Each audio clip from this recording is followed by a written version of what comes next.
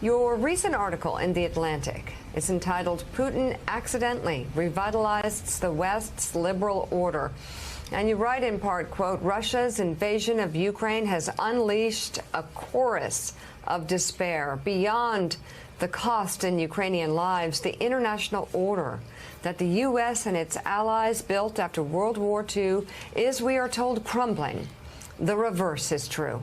Vladimir Putin has attempted to crush Ukraine's independence and Westernness, while also demonstrating NATO's fecklessness and free countries' unwillingness to shoulder economic burdens in defense of our values. He has achieved the opposite of each, endeavoring to destroy the liberal international order. He has been the architect of its revitalization. You continue.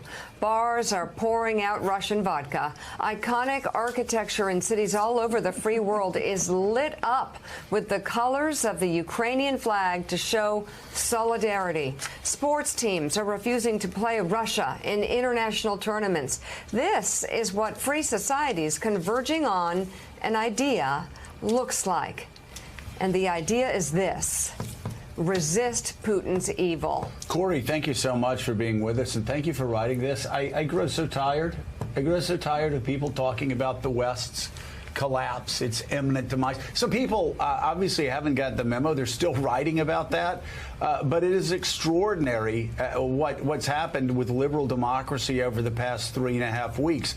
It has won in a rout. All of those right-wingers that were snuggling up to Putin, snuggling up to Orban, you actually even have Orban, who is condemning Vladimir Putin.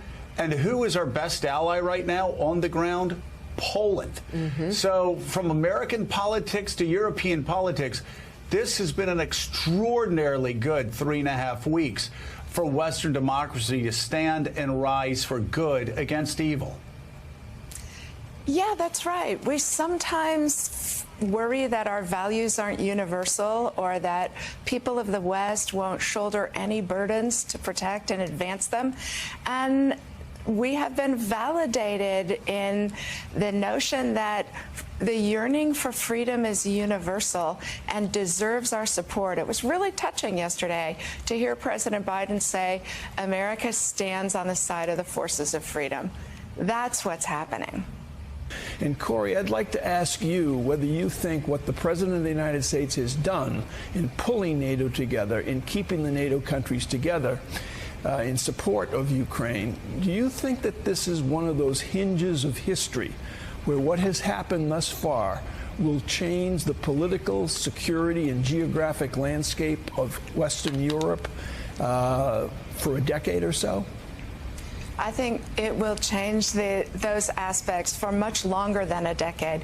If Ukraine succeeds in fighting Russia to a standstill, or preferably in ejecting Russian forces from Ukraine, I think you will see a rush on the part of NATO and the European Union to bring Ukraine into the safety of those institutions, because they have earned it with their courage and their resistance.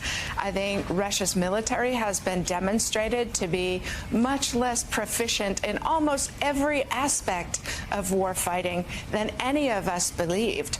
And so you will see a Russia shrinking from Europe, but hopefully reconstituting itself along European lines.